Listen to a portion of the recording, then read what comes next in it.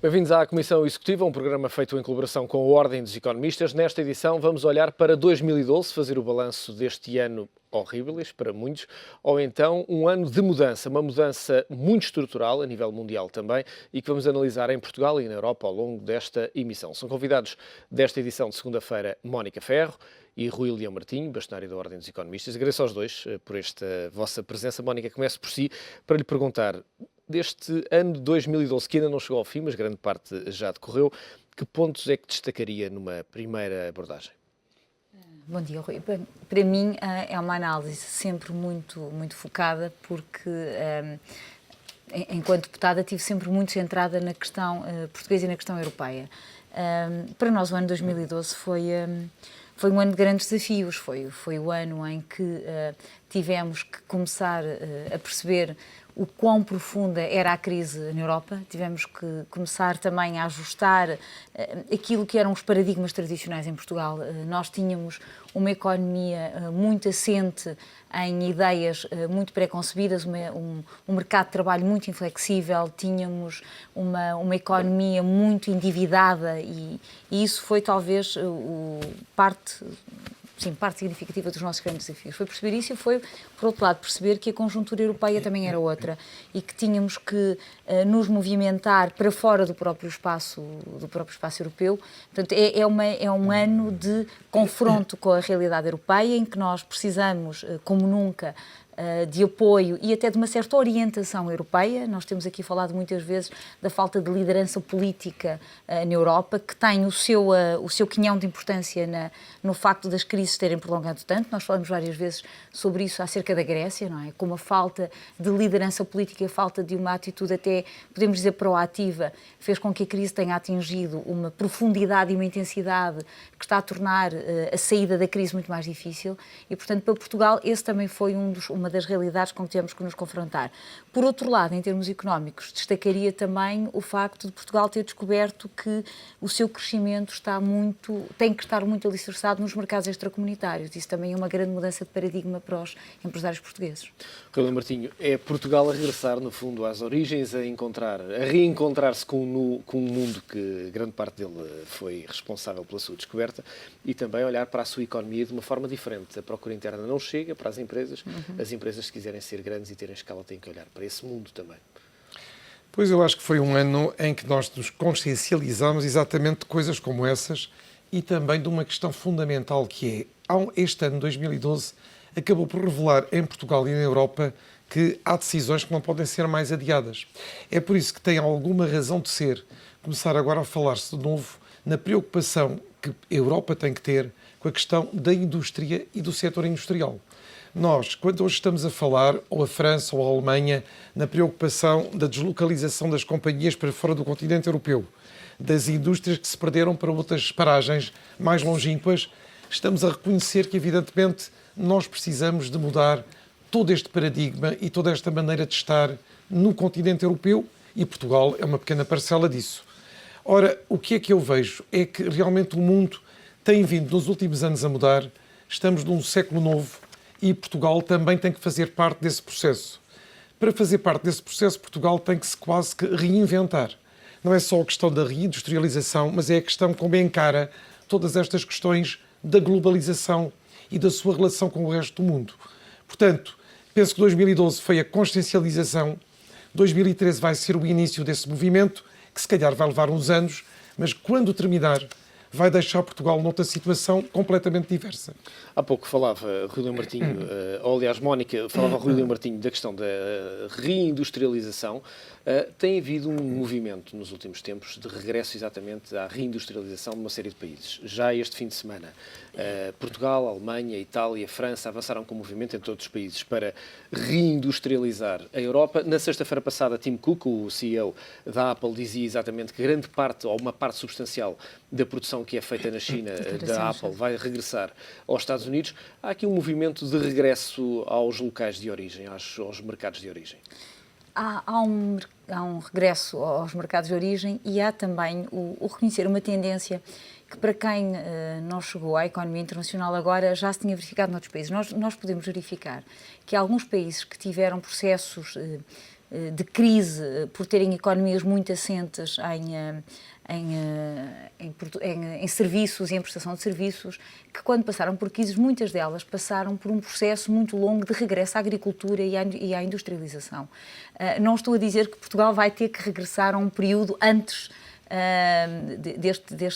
deste boom que tivemos de prestação de serviços, mas a verdade é que nós temos sinais muito claros de que há muito espaço para crescer no campo da agricultura e nós temos muitos jovens e muitos casais jovens. Mas estamos a regressar de outra forma, não é a mesma maneira como se estava a fazer agricultura há 40 anos. Sim, é exatamente isso. E sobretudo com uma competitividade em alguns setores ímpar. E com outra formação. Exatamente. Com outra tecnologia, não é? E a nível da industrialização, por exemplo, eu estava a comentar ainda há pouco, eu a semana passada estive na África do Sul e pude verificar, embora seja um mercado extra-comunitário, um mercado internacional, eu pude verificar, visitei 2 empresas de portugueses com a colaboração do delegado da ICEP, a quem muito agradeço pela gentileza e pela qualidade dos exemplos que mostrou, mas foram 2 exemplos de portugueses que estão instalados na África do Sul, produzindo, um deles, aquelas pastas de frutos que se usam nos iogurtes e na indústria pastelaria Afrolact, e outra que era uma empresa ligada ao setor automóvel e que estão na África do Sul com tecnologia de ponta, tecnologia nacional,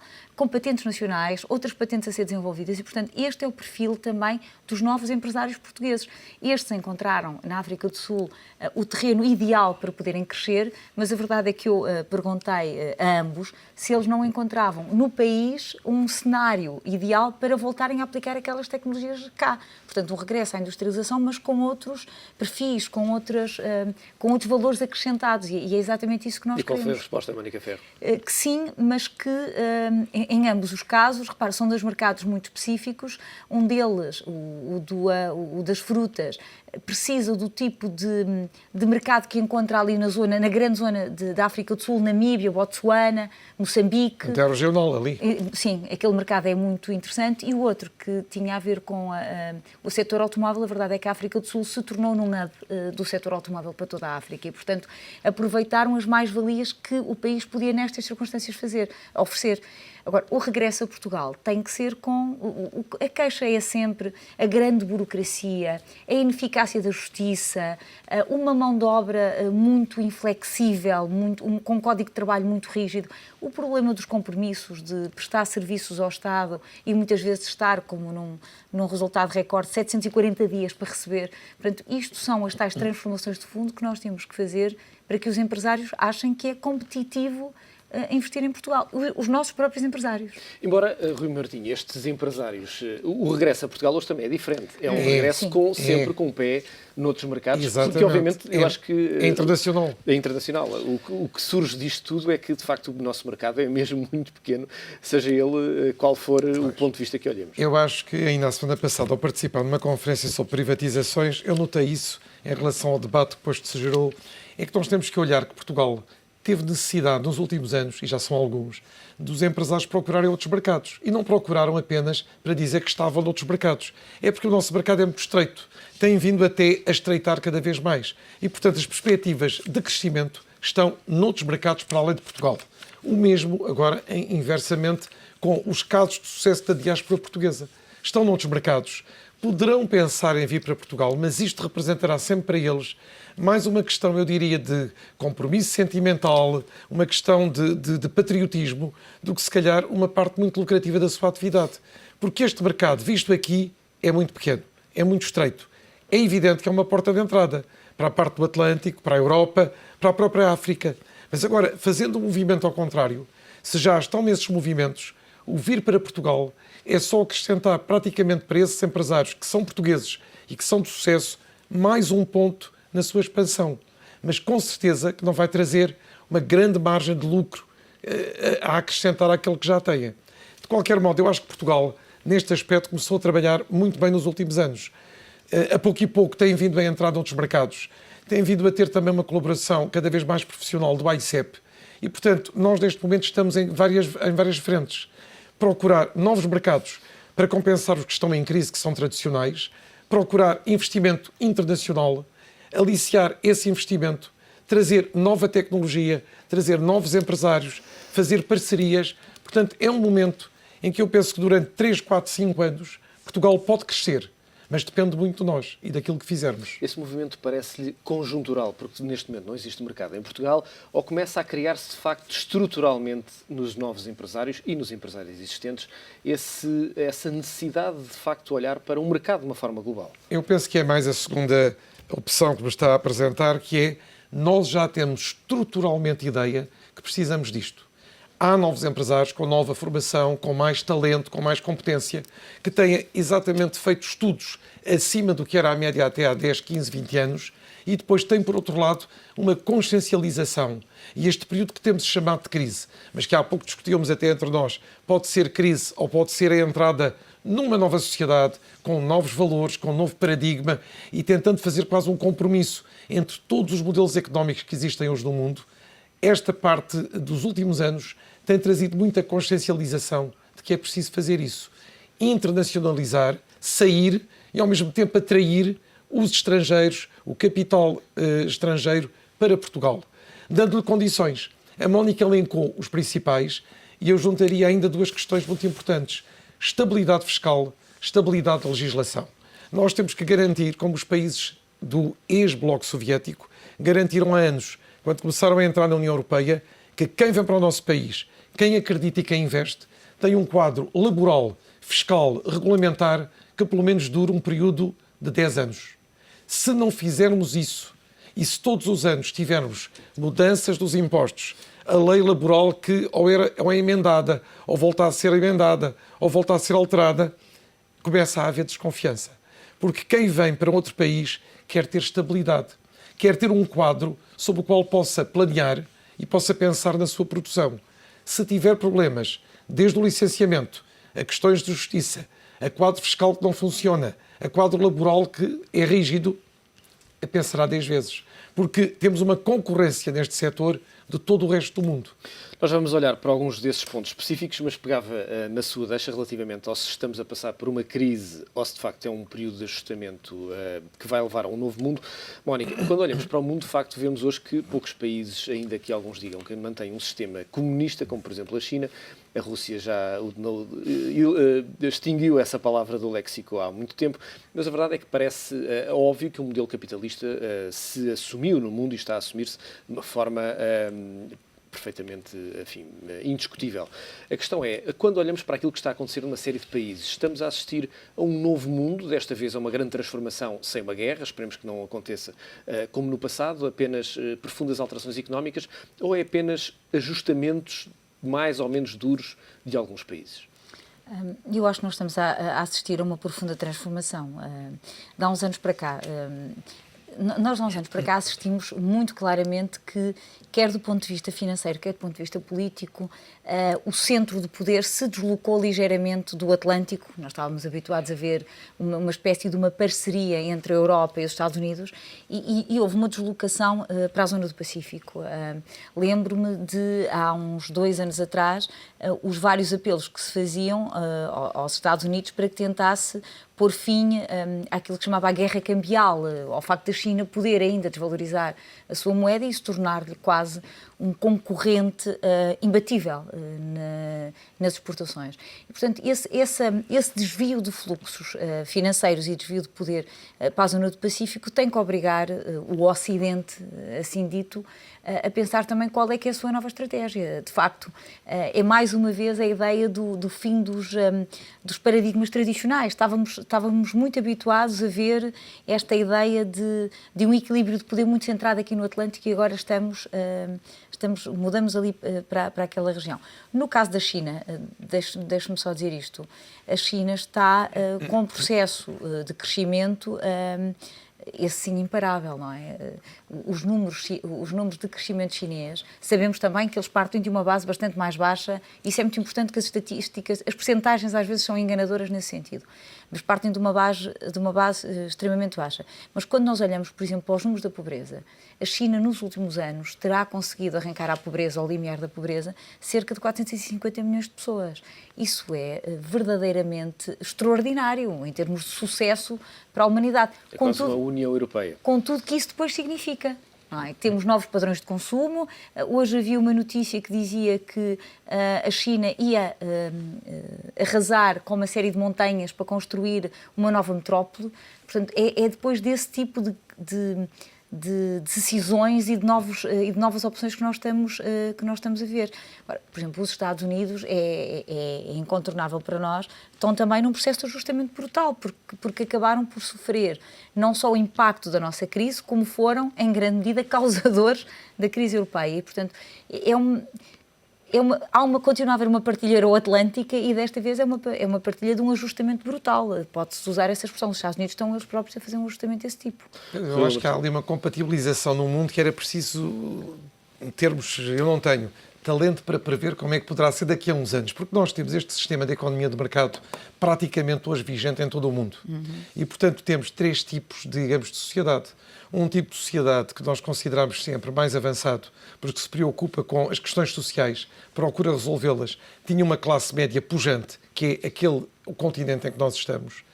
O outro continente americano, sobretudo com os Estados Unidos, que nós identificamos sempre com a liberdade de expressão, liberdade de movimentos, e, portanto, é um continente que nós achávamos sempre que era muito dinâmico, mas que, como vê, também atravessa agora esta transição daquilo que era para aquilo que, com certeza, vai vir a ser e que ainda não vemos bem o que é que vai ser. E depois temos o resto do mundo, onde há crescimento, em que são realmente economias que produzem muito, que têm uma margem de lucro muito grande, que têm um crescimento quase a 2 dígitos ou perto, mas que são regimes diferentes daqueles que nós estamos a viver, quer aqui, quer dos Estados Unidos. São regimes mais musculados, ou mais conservadores, ou mais, como diz, pseudo-comunistas, e, portanto, agora conciliar isto tudo no mundo é difícil. Mas eu penso que esta crise de que falamos vai tender a encontrar um novo modelo que, se calhar, será um compromisso de ajustamento entre todos estes modelos. Consegue ver um ponto comum no caminho de todos estes países? Eu acho que todos precisam de crescimento, porque se não houver crescimento e produção de riqueza, não há desenvolvimento. Todos precisam de ter uma classe média pujante e, portanto, isso é outra coisa que a Europa não devia perder e que os outros, a pouco e pouco, estão a tentar fazer. O Brasil, a África do Sul, etc. E, no meio, está que tipo depois de regime é que é possível ter? Um regime democrático, com base só em partidos, ou com base em partidos e na sociedade civil, um regime, diria eu, económico, de mercado, com economia mista, que já hoje existe em todos os países, porque há privado, há público, há cooperativo, há misto. Como é que vai ser isto? E a questão social, a questão de que despesas sociais é que os Estados vão ter que garantir e que outras é que são os próprios cidadãos que vão ter que manter. Portanto, tudo isto, eu acho que é um período longo, mas que se calhar daqui a poucos anos vemos como um modelo novo que vai emergir. Muito bem, vamos focar de novo a atenção em Portugal, para na segunda parte olharmos mais para o mundo em geral. Mónica, este ano os portugueses sentiram fortemente este processo de ajustamento.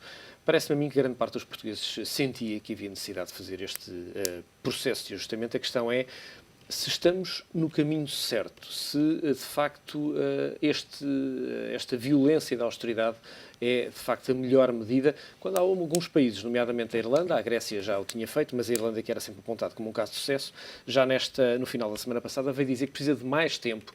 Ou seja, será que este processo de ajustamento não está a ser demasiado forte a ser feito na Europa? Bem, posso começar pelo fim, posso começar pelos resultados. A verdade é que os resultados estão a revelar que os processos de ajustamento estão a ser muitíssimo duros e talvez aí haja alguma margem para se pensar que era necessária alguma flexibilização em termos de tempos. E para Portugal, embora, como o Rui disse, e tem muita razão, os portugueses tinham noção de que isto era preciso fazer isto. Mas eu acredito que a esmagadora maioria dos portugueses não tinha noção do que é que isto significava. As pessoas não tinham essa percepção. As pessoas percebiam que, de facto, começaram a familiarizar-se com a ideia da dívida soberana, começaram a familiarizar-se com a ideia que um dia, sim, era possível o Estado abrir falência. Eu trabalhei toda a minha vida no Estado, sempre dei aulas numa universidade e lembro-me de um comentário muito prosaico que se fazia, com muito pouca ciência, que se dizia: uma das coisas boas de trabalhar para o Estado numa universidade do Estado é que o Estado nunca abre falência. Lembro-me perfeitamente. Aliás, nós aprendimos que os ativos sem risco eram obrigações do Tesouro. Pronto, por isso mesmo, não é? E portanto, isto é uma mudança para a qual as pessoas não estavam preparadas. Eu, quando lhe digo, as pessoas estavam preparadas para isto, mas não sabiam o que é que isto significava. Agora, a verdade é que os resultados que nós estamos a obter, além da dureza social, e de facto essa questão é fundamental, qualquer que seja o Estado que sai disto, qualquer que seja o Estado que sai deste processo, qualquer que seja o Estado que se transforma em Portugal, tem que ser um Estado com uma componente social muito grande, até porque ao longo destes processos de transformação, há sempre uns que ficam excluídos do processo porque não são capazes de o acompanhar, pessoas que não estavam preparadas, que não tinham a formação necessária e, portanto, é sempre preciso uma rede social muito forte para amparar todas estas pessoas. Mas, por outro lado, a verdade é que nós assistimos a uma grande contestação porque, por um lado, as pessoas não perceberam qual é que era o nível de esforço que lhes ia ser pedido, mas também porque os resultados estão a tardar. As fórmulas, por muito corretas que estejam, não estão a dar os resultados que nós queremos e temos que ser frontais com isso. Não é verdade que se estivesse à espera desta taxa de desemprego, surpreendeu-nos. Não era verdade que estivéssemos à espera do número tão grande de falências. É dos manuais que há sempre estes custos associados. Não significa que não sejam importantes, mas com esta magnitude não estávamos de facto à espera. Mas há também aqui uma questão de contexto externo que se agravou fortemente face aos últimos 2 anos. Claro. Terá prejudicado aquilo que era um desenho do modelo aplicado a Portugal? Muitíssimo. Não tenho dúvidas que o imponderável aqui foi a velocidade com que a crise se alastrou e, sobretudo, a velocidade com que afetou os nossos principais parceiros. Não só o clima de pessimismo é muito grande, e isso leva a uma grande inibição, quer de investimento dos nossos, quer de investimento direto estrangeiro em Portugal, mas também o facto de os nossos grandes parceiros comerciais estarem em crise teve um efeito extraordinário e negativo em Portugal. Rui Martinho, este ano em Portugal, duro, obviamente, muita gente está a senti-lo. Os resultados, muitas vezes, em algumas variáveis, estão em cima da mesa. A balança comercial está praticamente equilibrada, um feito histórico, obviamente, mas há outros que tardam em acontecer, também pela variável externa, obviamente. Também pela variável externa, mas em Portugal eu acho que, sobretudo, nós temos hoje 3 consciências perfeitas de 3 questões. A primeira é que teve que ser feita este caminho da austeridade, não tínhamos alternativa e ainda continuamos a não ter alternativa. Os resultados não foram aqueles que esperávamos na globalidade, mas houve já muita coisa que se transformou, muita coisa que se reformou, muita coisa que se alterou, embora seja se calhar uma parte menor daquilo que ainda é preciso fazer. E a terceira é que a Europa não tem ajudado porque a Europa está estagnada. A Europa tem tido esta questão do contágio, ainda não resolveu aquela separação entre a questão soberana e a questão bancária e os riscos das duas, e isto enquanto não for feita a tal decisão da União Bancária, a tal decisão da supervisão dos bancos a partir do centro da Europa, é complicado podermos ter outra antecipação de outra situação. E, por outro lado, temos agora a previsão, ainda reafirmada pelo BCE há dias, de que a eurozona vai continuar a cair. Portanto, toda esta situação leva a que 2012 foi difícil, mas foi-se cumprindo. Agora, a grande incógnita é o 2013, para Portugal e para a Europa. Muito bem, é exatamente da Europa que vamos falar na segunda parte desta Comissão Executiva, um programa feito em colaboração com a Ordem dos Economistas. Partimos para um breve intervalo, regressamos num minuto. Até.